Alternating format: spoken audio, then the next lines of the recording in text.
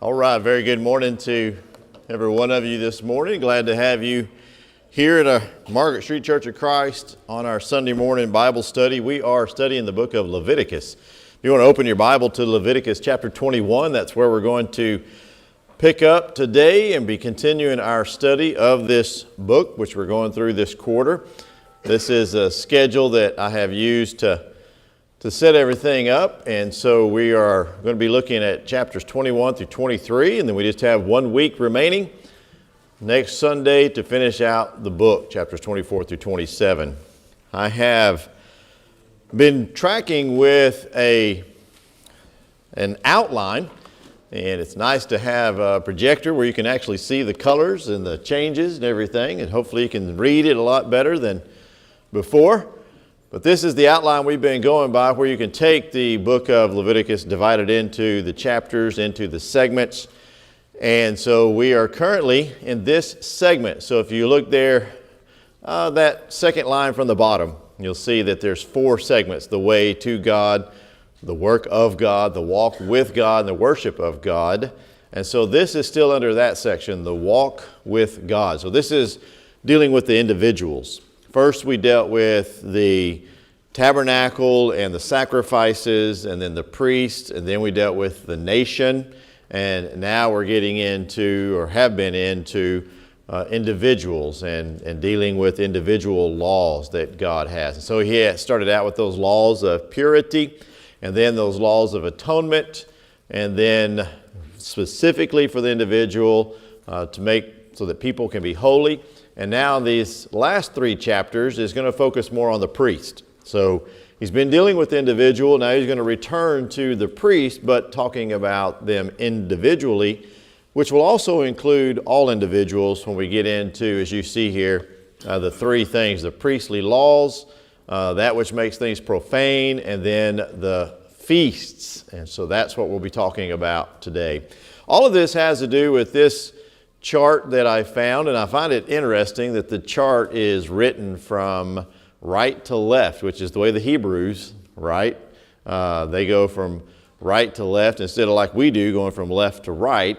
But the whole point of the book of Leviticus is summed up in this drawing, is that the closer, as he says, the closer that a human being, a mortal, gets to God, the more ritualistically pure they need to be if they want to survive. Now, we've seen that with Nadab and Abihu, that you have to be ritually pure. You have to do things according to what God says, or you could lose your life. And he says that over and over throughout these laws, that many of these are punishable by death. So, if you go to that which is common, if you're there on the right, that which is common, that which is used for everyday life, that is just all part of the world we live in, that is what is known as profane. Profane being that which is unclean. It is of the world. It is corruptible. But as you want to get closer to God, then you get to being holy, which means to be separated, to be consecrated, set aside for a specific purpose. And nothing is more holy than God. So as you see there, talking about everyone, all individuals, he then, in order to get close to God, to get a relationship closer to God, he chose a specific nation, a tribe, I shouldn't say a tribe, a nation, a family that turned into Israel, the nation of Israel. And within Israel, there are a group of people, the Levites, which are the priests, which are set aside, set apart, holy, consecrated for his service. And then that takes place within the tabernacle, the place you need to go to as you get closer to God. And it's in that tabernacle, in the Holy of Holies, that one comes the closest they'll ever get to God. And that is through, of course, the high priest, who only enters into that Holy of Holy place one time a year. So I thought it was a very interesting and well thought out chart. All right, so we're going to go through these chapters, and I really want to spend a good amount of time on chapter 23, the feast. But these first 2 chapters, there's a whole lot of information with regulations and conducts for priest. And it's broken down. I have two that are up there, but you're going to see that there's more than two. For example, in chapter 21, beginning in verse 1 through verse 4, we're going to be looking at things that are specific to the priest. So we've had all kinds of things about what makes a priest, how to consecrate a priest, what their job is and everything else. Now he gets more specific into those things of what makes one holy, just like he did with the individuals. And so here is one of the things that priests need to be careful with.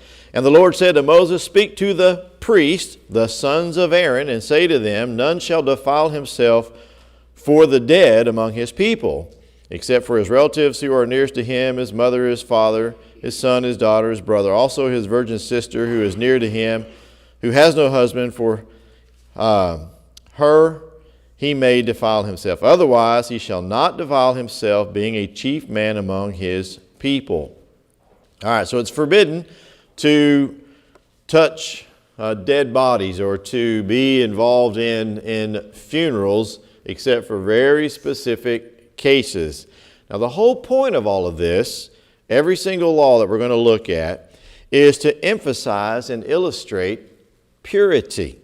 It is to show that separation from sin, that which represents corruption. That's why I showed you that chart. Everything that God is doing is just trying to help us understand how serious sin is. And that's why he uses things like leprosy and gives so much information about leprosy, because in our minds we can associate something that's ugly and terrible and disease-ridden as being like sin.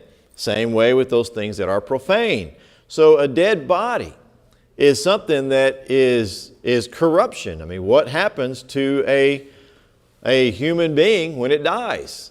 It begins to corrupt, break down. And so therefore, it's forbidden for them to have anything to do touching dead bodies and things like that. Verse 5, "They shall not make any bald place on their heads, nor shall they shave the edges of their beards, nor make any cuttings in their flesh." So that's very similar to what we read earlier about even the individuals. Individuals are not supposed to cut their beards, are not supposed to have tattoos and so forth. We talked about this last week. And all of that has to do for the reason of not being like their neighbors. So the pagans, apparently that was their style. And whenever you look at ancient depictions of people, like think about the Egyptians. Did the Egyptians have a very specific look about themselves? Even you look at the stick figures and stuff that they make, and it's very distinct. You look at those mummies and those different things we see, like King Tutankhamun, you see how they cut their beards a certain way, they had a certain hairstyle, they had markings on themselves, and so that was what God was saying, I don't want you to look like them. I want you to look different. I want you to be different. Therefore, don't cut your hair a certain way. Don't trim your beard a certain way. Don't get the tattoos that they have. And all of this has to do with being holy, being separate. Now, who were these laws written for? Israel. All right, so I said this last week. If you have tattoos or if you want to have tattoos, there's no prohibition in the New Testament that says you can't have tattoos. There's nothing that is sinful about it. This is pagan practices that God is trying to separate. However, I did make the point. I'm not trying to embarrass anybody who has them or anything else. I think tattoos are beautiful. But there are certain types of tattoos and things that show a more worldly way of living. And a Christian should have nothing to do with those. And so there's the difference. Is what's the emphasis? It all has to do with being holy. And he says it right here in verse 6. Here's the whole reason. They shall be holy to their God and not profane the name of their God, for they offer the offerings of the Lord made by fire and the bread of their God. Therefore they shall be holy. In other words, you are my special servants set aside to work in and to serve in the holy place, the tabernacle that I have commanded. Therefore, you need to do these things. Make sense? So it's very specific to these priests. He then goes on in verses 7 through 9 and gives some very specific marriage practices, saying they shall not take a wife who is a harlot or a defiled woman, nor shall they take a woman divorced from her husband, for the priest is holy to his God. Now, other Israelites might wind up marrying other. We think of Hosea, for example. God ordered him, commanded him to marry a harlot. And so this doesn't apply to all individuals. It applies to priests, and specifically what it is that they are to do. They are to be different. Verse 8, therefore you shall consecrate him, for he offers the bread of your God. He shall be holy to you. I, the Lord who sanctify you, am holy. He goes on to say, the daughter of any priest, if she profanes herself by playing the harlot, she profanes her father. She shall be burned with fire. This is how serious God is about his priest being holy, being sanctified, being set apart, is that even that holiness extends to his family. And a daughter can bring shame to the family and therefore cause him to be impure. And so it's very serious. And notice, there's a phrase that was repeated twice. He says, you be holy because one of the things is you present the bread. And then he says it again in verse 8, because you present the bread. So this is a clear picture of the service of a priest. So the priests have all kinds of duties that they do. You remember Zechariah, the father of John, the baptizer? Remember, he was a priest. And he was called up to do what? Do you remember what special duty he was called to do? Anybody? To go into the tabernacle, to go into the temple?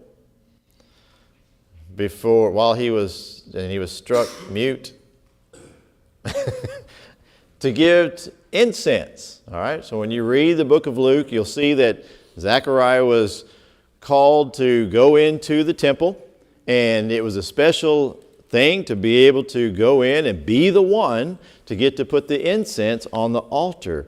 And it was there that he was met by the angel and he was struck mute. Well, this is another one of the duties that you're reading here in Leviticus of the bread. And so they have a special bread that they make, the show bread. And if you will, keep your finger here and go with me to chapter 24. And look in verse 5. We're going to get to this next week, but real quickly, just give you a glimpse.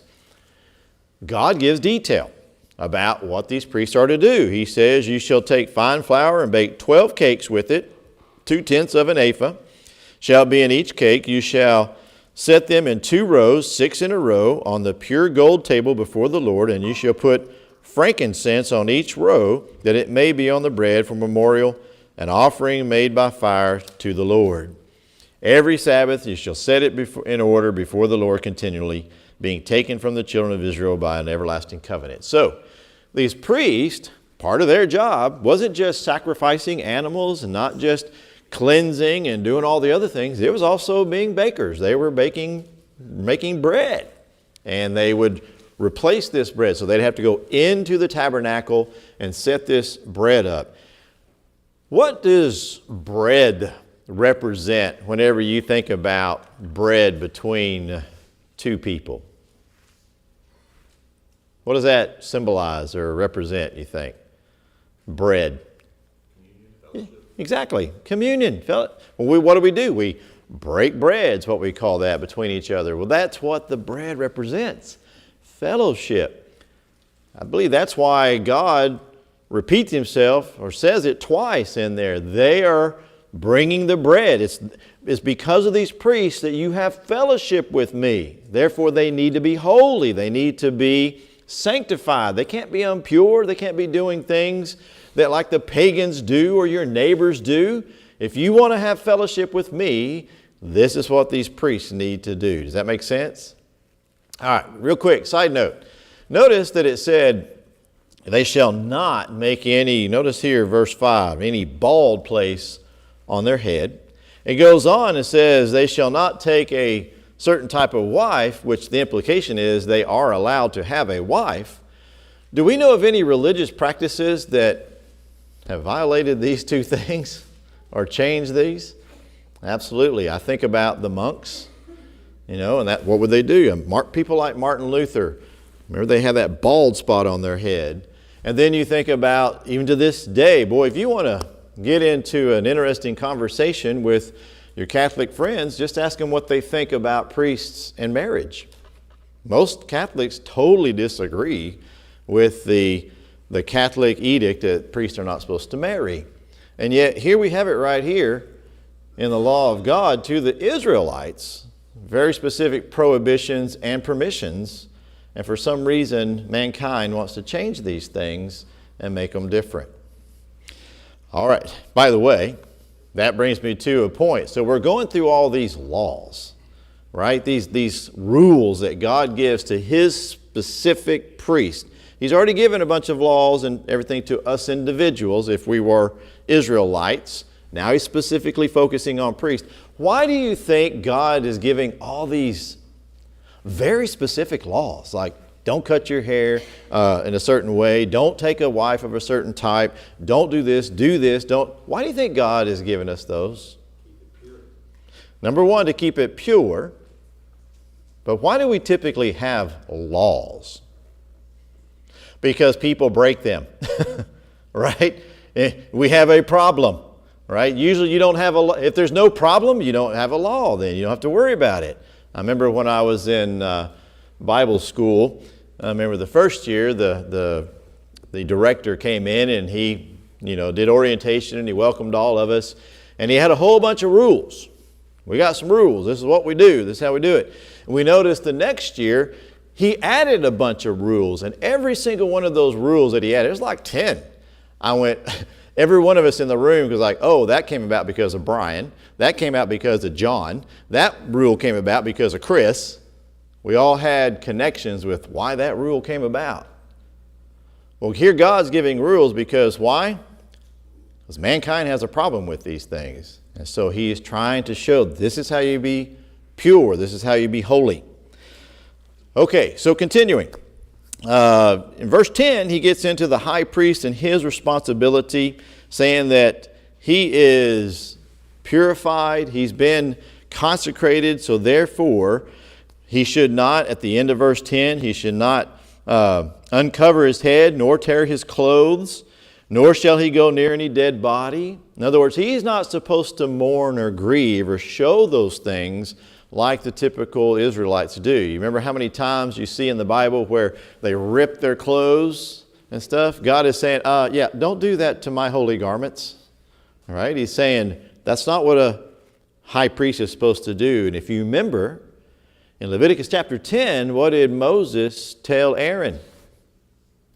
Don't say a word. Don't do anything about your two boys who were just killed by God. So there's very specific for the high priest.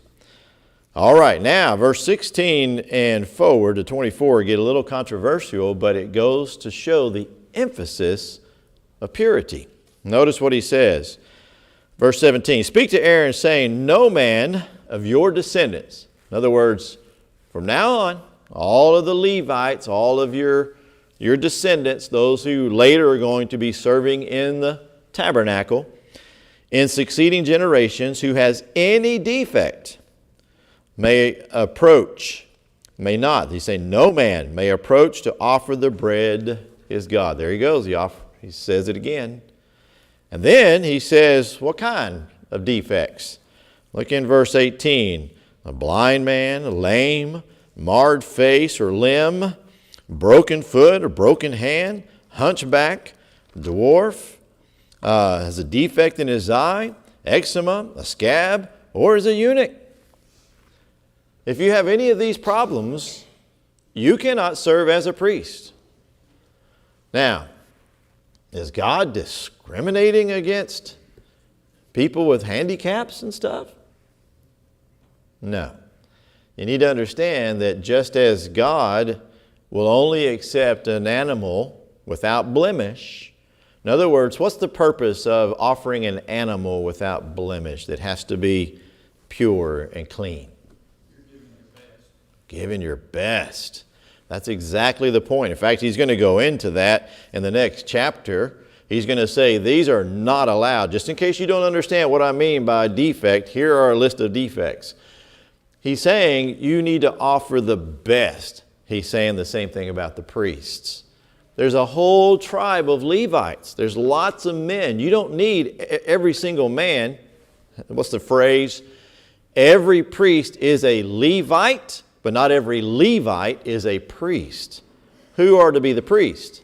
The ones who can give the best, who are the best. Josh, did you start to say something? Well, yeah, I mean, there's just a lot of layers to all these laws. I mean, because it's not just a religious law for Israelites, it's also civil law, it's like health codes. That's right. You can have like building codes through here too.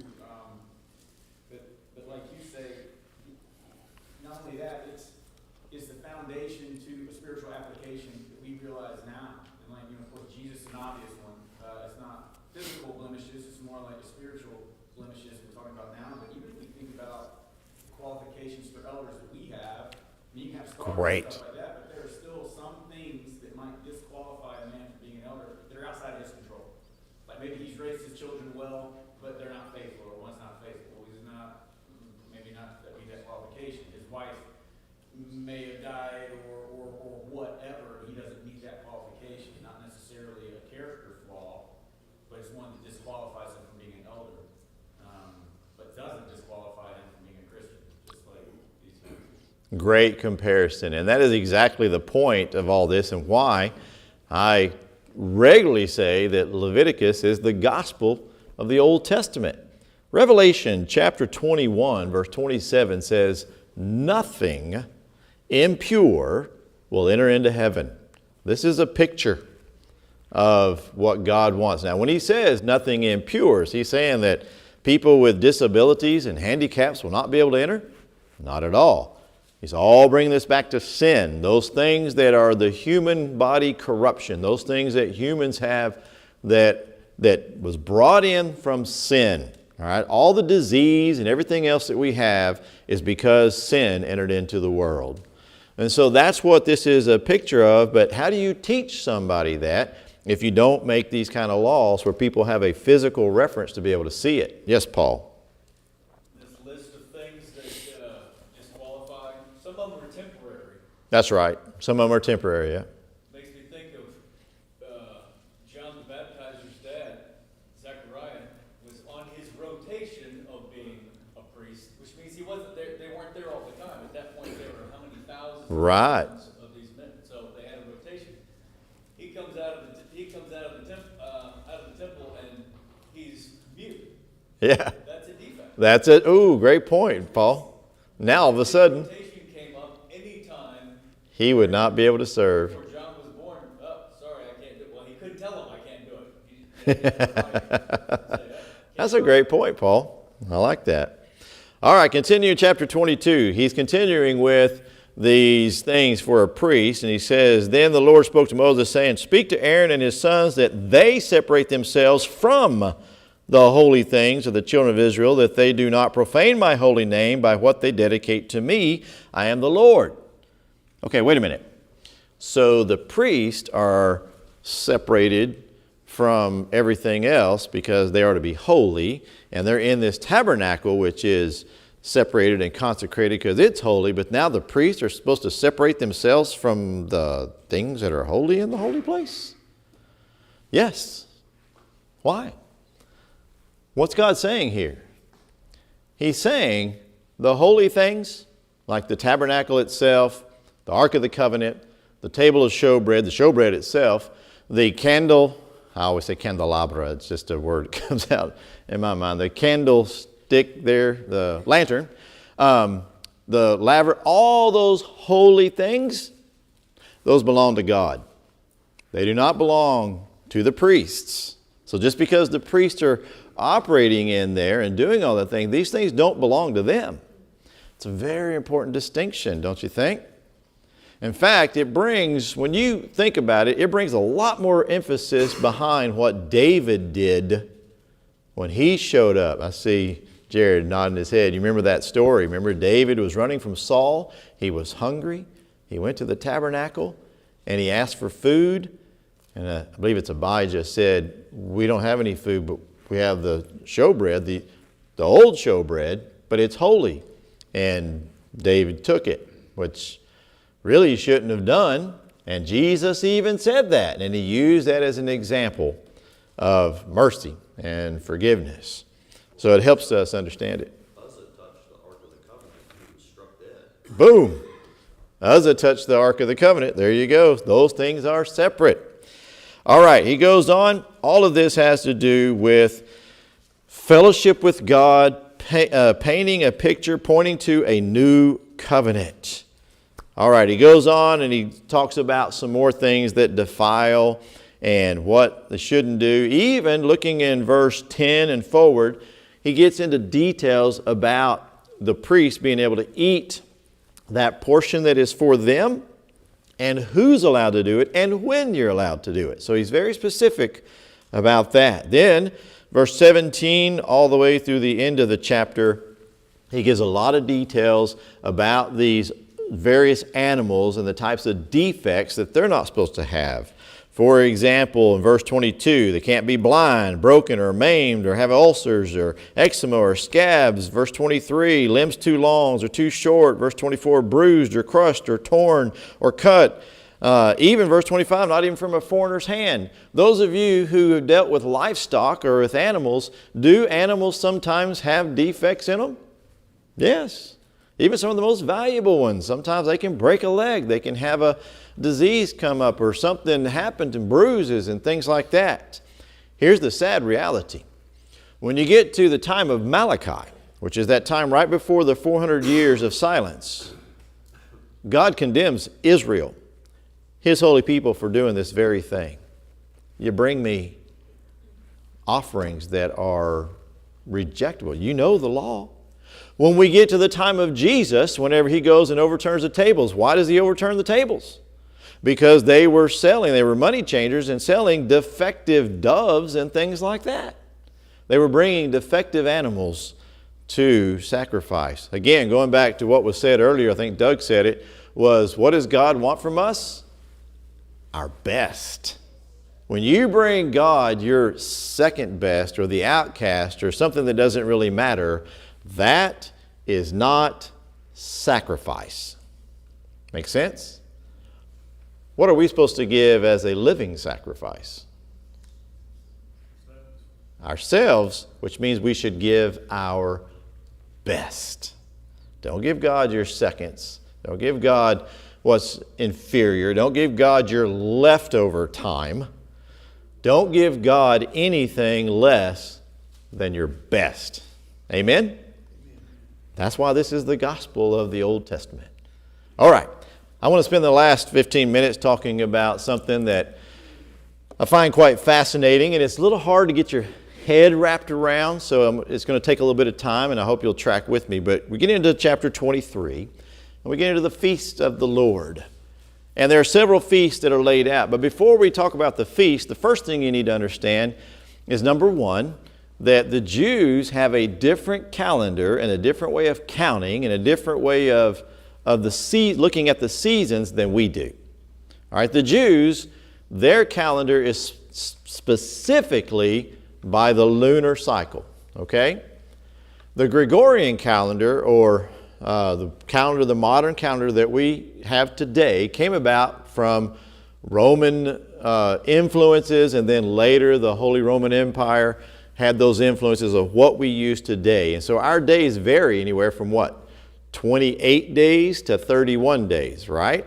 Whereas their days didn't fluctuate that much. It sticks right with the lunar calendar. So therefore, their year is also a little different. I hope you can read that. So that first month of the Hebrew calendar, so what would be our January, is the month Nisan. But it doesn't happen in January. And it happens in March, April. Don't worry, I'm going to show you a little bit easier visual in just a minute. But it overlaps. It's not like ours is March. Well, their month of Nisan starts in March and ends in what would be our April. Their second month, which is Iyar or Ziv, it starts in April and ends in May. So see what I mean? Their calendar does not line up the same way ours does. And what you're going to see is in each one of those months, or seasons really, is whenever God commands these feasts. So, what are their 12 months? You have Nisan, or Nisan. You have Iyar, or Iyar, Sivan, Tammuz, Ab, Elul, Tishra, and Markesh, Kislev, Shebat, that should be a different one there, Kislev and Adar, or maybe a little bit better this way. We'll come back to that one I had just a second. So there you can see more how the calendar is laid out. So if you start at the top there, that's where their calendar begins, that what God calls the first month of the Jewish calendar. And if that's not confusing enough, well, it'll be more confusing in just a few moments, so just hang with me. All right, so you have Nisan. Once again, Iyar, Sivan is in what would be the actual springtime. That time of the solar calendar, the lunar calendar, would be those 3 months, which if you look there, notice right smack in the middle, if you go in the inner circle there, see March all the way down to the middle of June. So that's spring. And then you get into the summer months, Tammuz, Av, and Elul. And then you get into the fall or the autumn months, Tishri, Heshvan or Kesvan, Kislev, and then the 3 winter months, Tevet, Shevat, and Adar. All right, so hold that in mind for a second, and let's take a quick look at the 7 Hebrew or Jewish feasts that there are. So if you look in your Bibles, look in chapter 23, and quick question, as you're looking in your Bible, are there headlines for each one of the feasts in your Bible? Raise your hand if yours has headlines for each feast. Great. All right, not all Bibles do, but some do. They'll have these sections. Let me give them to you if you don't have them. So verses 1 through 3, he's going to talk about the feast, and the first one is just the Sabbath, Shabbat, the 7th day of the week, which is part of the 10 Commandments, that you are to observe the Sabbath. Then verses 4 down to verses 8, he's going to talk about the Passover and of unleavened bread, that feast. And then verses 9 through 14 is the feast of the first fruits or the harvest. And then verse 15 down to verse 22 is the Feast of Weeks. 23 to 25 is the Feast of Trumpets. 26 through 32 is the Day of Atonement. And then 33 through the rest is the Feast of Tabernacles. All right, so there's 7 feasts, but then he also inserts a couple other things. And there's also other Jewish holidays that have since been added to the Jewish calendar. But these are the 7 that God commanded them to observe. The first one you'll see there is Passover. Notice these 4 feasts happen during the springtime, and then 3 happen in the fall. So you have Passover and unleavened bread. Those 2 feasts happen at the same time. So first you have a day, it's on that Sabbath, Shabbat, and the whole feast is called Pesach. And it is on the 14th day of Nisan. What is Nisan? First month of the Jewish calendar. And so you have this Passover day, and then the next several days, from the 15th to the 22nd of Nisan, is the Feast of Unleavened Bread. So that is 8 days of this feast that takes place whenever you have, for example, when Jesus partook of the Lord's Supper, and then they have that Sabbath, and then that feast that followed is that Feast of Unleavened Bread. And you can see there at the bottom the time frame. So when Jesus was crucified, and then when he was buried, and that meanwhile, while he was being buried, was the beginning and continuation of that Feast of Unleavened Bread. Then what happens is, during that same time, you have after that first Sabbath of the Feast of Unleavened Bread, you have another one called the Feast of First Fruits, or a Feast of Harvest. Then you count 50 days, or 7 weeks, and you wind up with the day of Pentecost.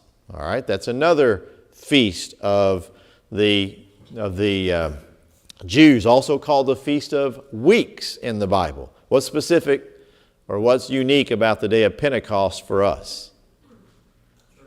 It's the day the church began, all right? But it was one of these Jewish feasts that they had. Then, and that's called Shavuot. And then you have the autumn feast. So you go all through the summer. There's nothing in the summer. And then you come to the fall, and there's 3 more feasts. There's one that's called Trumpets, and it's on the first day of Tishri, and I'll show you that in just a moment. And then also in the month of Tishri is the Day of Atonement. And you remember whenever Trevor was here and he talked about the Day of Atonement and how specific and important the Day of Atonement is. That's whenever sins are forgiven, removed, expunged. And so that's what that day is for. A very important day in the Jewish calendar. And then you have, also in that month, you have the Feast of Booths, or the Feast of Tabernacles, which coincides with a harvest that's taking place. And that's called Sukkot. All right? So those are the 7 feasts, and that's whenever the months are. But when we look at this, sometimes it's hard to see where this is and what takes place. So hopefully this graphic will help you in understanding these feasts. So first of all, you need to understand that the Jewish calendar, as God laid it out, begins with the month of Nisan. But they also have something that we don't have, and that is what's called a new year. All right, we have a new year, but our new year begins our year and goes around to the next new year. But how many of you have been in accounting or even academia, and you have a different calendar, don't you? You have a new year for accounting. When does the new year for accounting begin? When? October. When does the new calendar begin for education? Usually September. Yeah, moving into August. That's right. So that's what you have also in the Jewish calendar. So while there is a first month, which would be our January, there are also what is the Jewish New Year, which is part of their accounting. It's when they do their counting and things like that. There's other things that are attached to it, which is called Rosh Hashanah. Y'all heard of that before? Rosh Hashanah, which is the first day of Tishri, which happens right about the middle of September.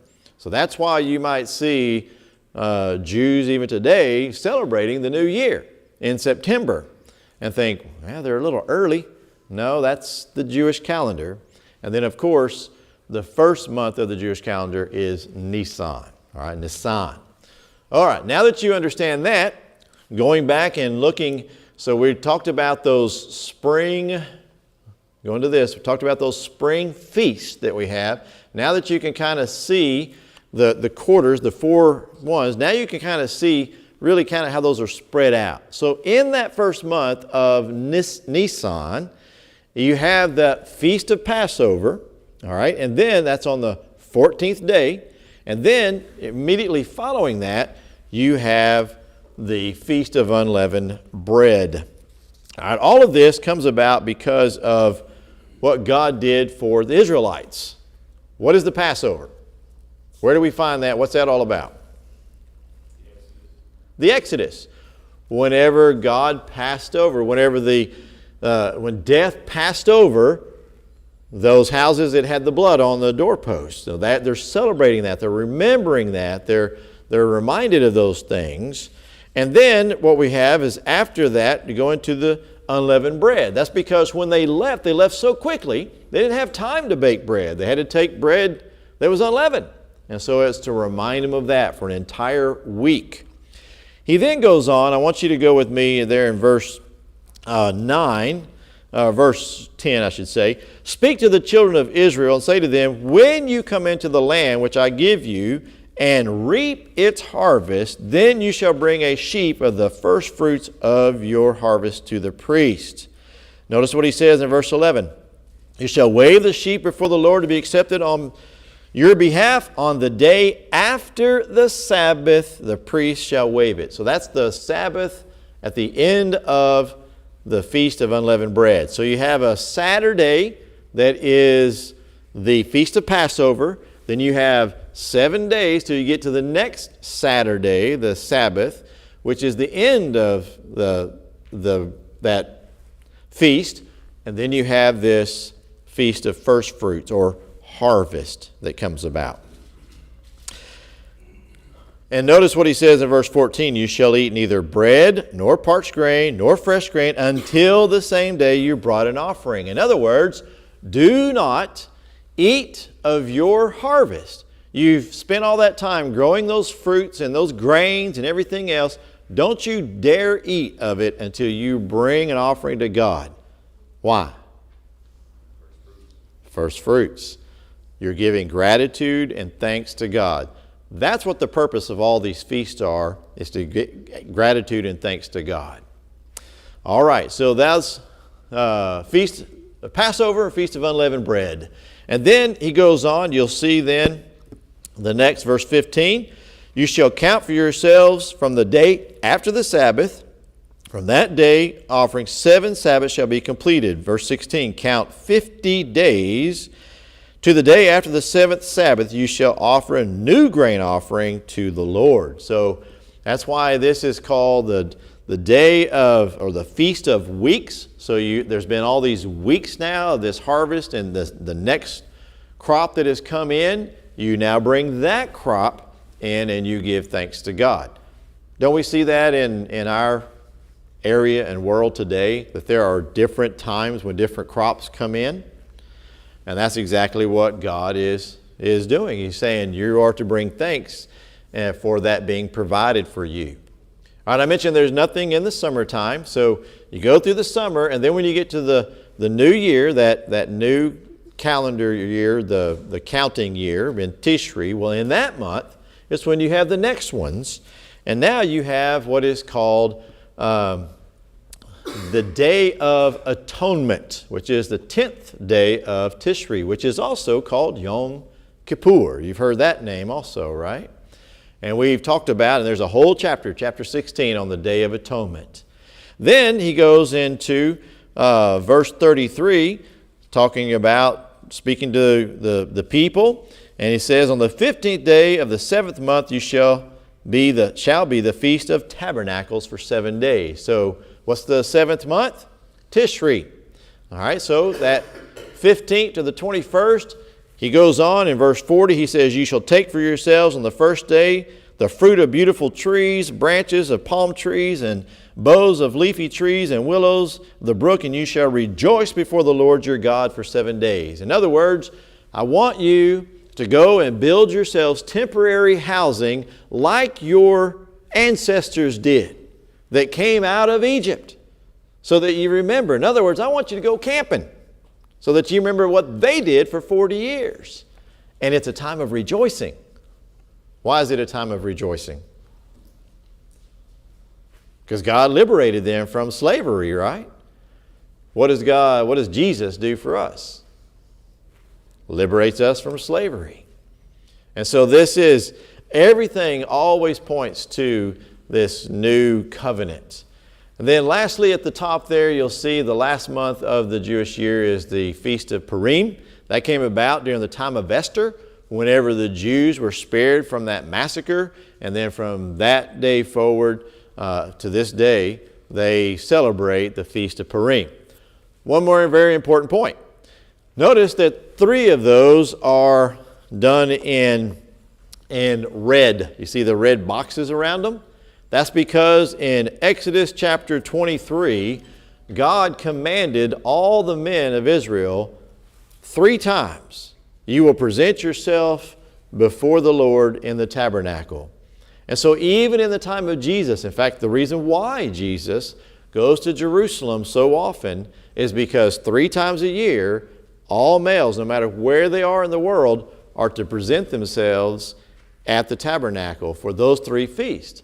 For the Feast of Unleavened Bread, which includes the Passover, and then 50 days later for the Day of Pentecost, or that Feast of Weeks, and then that 3rd time, which would be this one, the Feast of Booths or Tabernacles. So 3 times one has to go before and present themselves to God. And so that's what we have during the time of Jesus. I hope this has helped you understand the Jewish calendar a little bit more. I know it's a little confusing. Hopefully the graphics and stuff made it a little bit more clear, but helps you also understand why the book of Leviticus is so very important, because all of it points to what God's trying to do and will do through Jesus Christ. Thank you so much for your attention. We're going to take a short break and prepare for our worship.